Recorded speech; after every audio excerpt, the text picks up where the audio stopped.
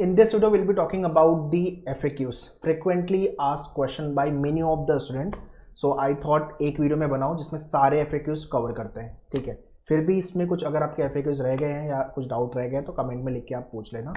So one by one let's talk about all the FAQs, आपके gap year को लेके, academic को लेकर के, बैकलॉग को लेकर के, इंटरव्यू हिंदी में होगा, इंग्लिश में होगा, लैंग्वेज को लेकर के। One by one let's talk about all your FAQs, ठीक है। ये वीडियो को प्लीज शेयर कर देना to every aspirant so that अगर उनके भी ये डाउट है तो वो क्लियर हो जाए इस वीडियो के बाद, ठीक है। So let's get started.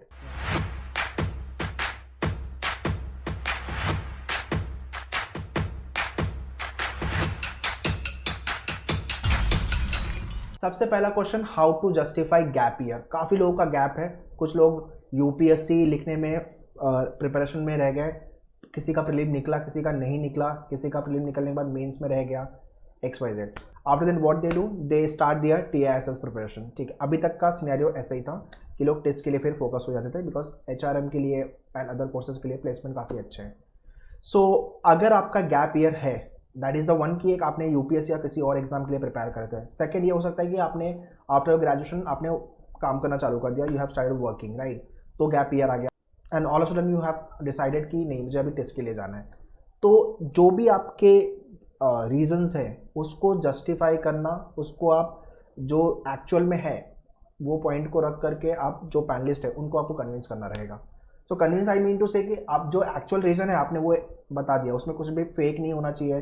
There should not be anything which जो कि ब्लफिंग हो, या वो आपको ध्यान देना है, ठीक है। सो जो भी है वो आप क्लियर रखो। आपने जो भी एग्ज़ाम के लिए प्रिपेयर कर रहे थे वो नहीं निकला तो उसके वजह से दे विल जज यू और दे विल जज योर पोटेंशियल, ये सब चीज़ें बिल्कुल नहीं सोचनी है। तो अपना जो इंटरव्यू राउंड होता है, interview round and extempore round में we take every year this 1-to-1 session. तो आप जब भी आपका स्टेज 1 क्लियर कर लोगे CUT PG, और जब भी आप सेकेंड राउंड के लिए आओगे, then at minimum we guide all the student, live या क्लासरूम स्टूडेंट हो आप तो उसमें we will be guiding you कि आपको क्या बोलना है, कैसे बोलना है and how you should justify your gap year. तो उसमें हम गाइड करेंगे, बट अभी के लिए ये सब चीज़ें आप ये वीडियो के थ्रू सीख लो, समझ लो, so that would be better, ठीक है। This is the first. Second is nothing but the importance of work experience. बहुत लोग फ्रेशर होते हैं, सर वर्क एक्सपीरियंस वाले का सिलेक्शन होगा, मेरा नहीं होगा। तो सो this is what the common doubt, यार आपका वर्क एक्सपीरियंस है, that is a good point for you. आपका वर्क एक्सपीरियंस नहीं है तो ऐसा भी नहीं कि आपका सिलेक्शन नहीं होगा। For example you going for the HRM program, तो वर्क एक्सपीरियंस अगर आपके पास सेम डोमेन में है, ठीक है। मान लेते हैं एक बंदे ने HRM से अपना बैकग्राउंड, उसका एकेडमिक जो है सेम है, ग्रेड्स ने उसी बैकग्राउंड से किया है, ठीक है। उसके बाद उसने वर्क एक्सपीरियंस भी सेम फील्ड में है, उसके बाद CUT का एग्जाम है उसमें भी अच्छा किया है, इंटरव्यू में भी अच्छा किया है। और एक तरफ दूसरा बंदा है जिसका बैकग्राउंड नहीं है HRM का, उसका वर्क एक्सपीरियंस है बट स्कोर वगैरह ओके है, तो चांस ऑफ सिलेक्शन किसका ज़्यादा होगा? बट ऑब्वियस इस बंदे का होने वाला है। So this is what the difference which we have to understand. It is a holistic process, right. तो आपका कंप्लीट एकेडमिक बैकग्राउंड देखेंगे, आपका वर्क एक्सपीरियंस है, अच्छी बात है, नहीं है तो भी ठीक है, कोई बात नहीं। आपने एंट्रेंस में अच्छा किया, आपने इंटरव्यू राउंड में बहुत अच्छा किया हुआ है, तो भी आपका चांस है सिलेक्शन का। चाहे तो work experience is a kind of a thing जहाँ पे आपको कुछ पॉइंटर्स ऐड हो रहे हैं, बट वही सिर्फ एक रीजन नहीं है कि आपका सिलेक्शन होगा या नहीं होगा उसके भरोसे। So that is what we have to understand. तो वर्क एक्सपीरियंस अगर आपके पास है तो that is a one add on. Certification courses किया आपने तो और अच्छी बात है, इंटर्नशिप किया और अच्छी बात है। नहीं भी किया है तो आपने, आपका एकेडमिक बैकग्राउंड है, आपके पास इंटर्नशिप या तो आपका कोई सर्टिफिकेशन कोर्सेज किया है, नहीं किया तो भी ऐसा कोई प्रॉब्लम नहीं है, बट अगर कर लोगे तो और भी अच्छी बात है।